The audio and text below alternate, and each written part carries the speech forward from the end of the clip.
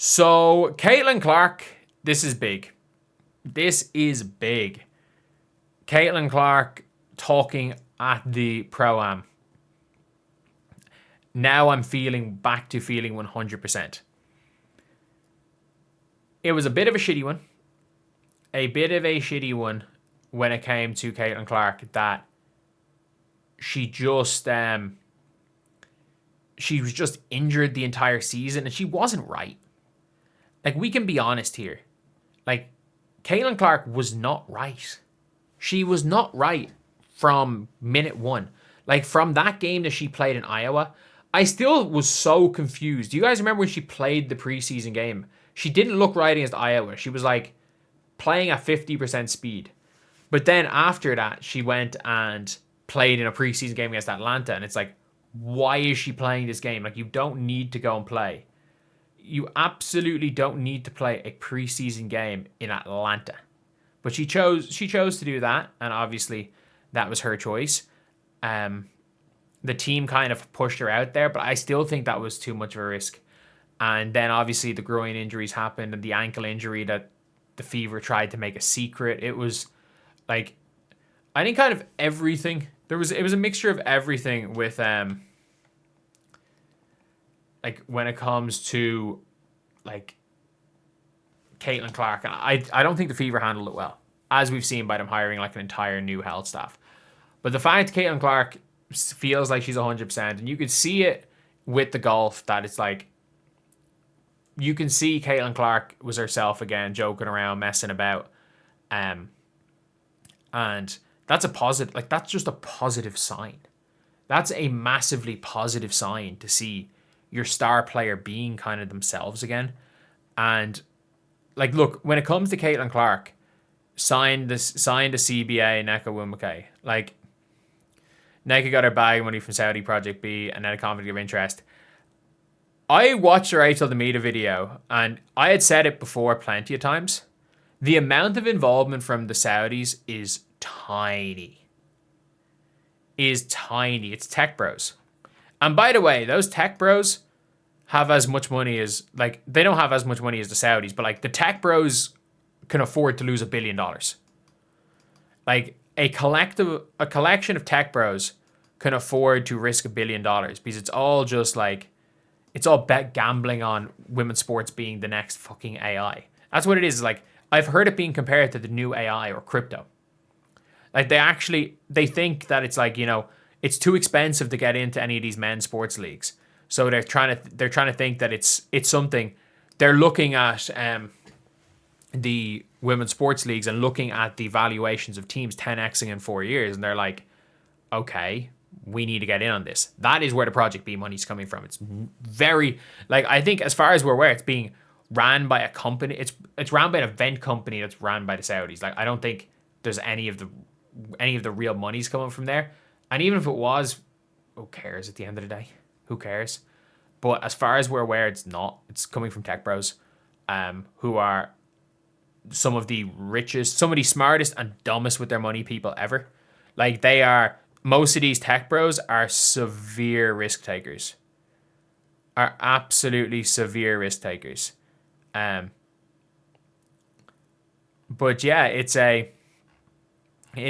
one of those things where it's like, where's the CBA? She can play with her big three again. That Twitter page. Imagine only having 43,000 Twitter followers. The amount of rage baiting. That being said, they get more engagement than I do with 130,000. But fair enough. I swear, WNBA and the WNBPA need to sign that CBA soon. Like, I mean this when I say this. I genuinely think that they could fucking not sign the CBA out of spite for Caitlyn Clark. Like, I genuinely would nothing. I would put nothing past. I would put nothing past the WNBPA. Genuinely.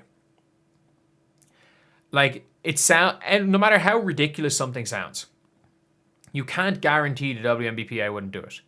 Imagine the most ridiculous sounding thing ever, and then think, would anyone do that? And if your answer is no, then go in with the question of, really, maybe the WNBA MBPA might. But yeah, it's a. I'm hoping anyway. Like I am genuinely, hoping that Caitlyn's healthy next year. She seemed to have a good time at the golf, and look, I think we're gonna have a good season of Caitlyn Clark. I think we are. I think there's no way they're dumb enough to cancel the WNBA season. Again, none of this matters if the players are dumb enough to lock out. Because everyone's being like, oh, the players can lock out. They have all the leverage. They have these other leagues. Do people not understand? I understand that a few people in Unrivaled have their brands. Nobody wants to watch Unrivaled. And nobody comes out and dreams of going to Project B. No one is like, okay, yeah, I'm coming out of college. You know what? I want to go to Project B.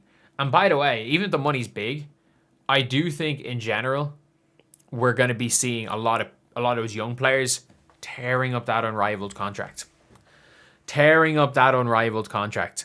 I think, and the likelihood is that these players have signed NIL deals with Unrivaled as college players. I think these players, the futures and Unrivaled players, have only signed NIL deals. And I'm sorry, if Hannah Hidalgo or if Olivia Miles gets offered $1 million or $100,000 and she's taking $1 million, I think she's going to take the $1 million, to be real. And she probably made close to $1 million to go play at TCU, if we're being honest. But yeah, it's all around, it's going to be an interesting thing to look at. But Caitlyn's healthy, and I just can't wait to see Caitlyn play healthy basketball again. And it's funny when it comes to it, Caitlyn Clark is women's basketball. And when I made the statement, I've said, and I was like, look, Caitlyn Clark is only as relevant as she is good at basketball. If Caitlyn Clark doesn't play ball for 3 years, she no longer has that kind of mystique. She will no longer have the massive popularity she had. And her popularity absolutely shrunk between 2024 and 2025 because of the injuries between last year and this year. But if Caitlyn Clark if they have no season and Caitlyn Clark's popularity goes, women's basketball is never going to be the same. It is never going to be the same. Yes, it is going to be better than it was in 2020. But if the league goes into lockout, if the league locks out, those years of sellout games, maybe the Valks will sell out, but those years of sellout games for the Valks, the Fever, all these other teams, they're going to go back to 3,000 people in stadiums. They just are. Because it is the time where it's kind of to the forefront, and you've got a transcendent player that you're going to see once every 40 or 4 times a year, or twice a year in your home arena in 20 games. When that player goes, there's no one coming through. There's no outstanding transcendent players in this year's draft. AZ Foot might go 1. I can't believe I'm saying this. AZ Foot might go 1. She would have won 8 in last year's draft. But yeah, it's look, it is what it is.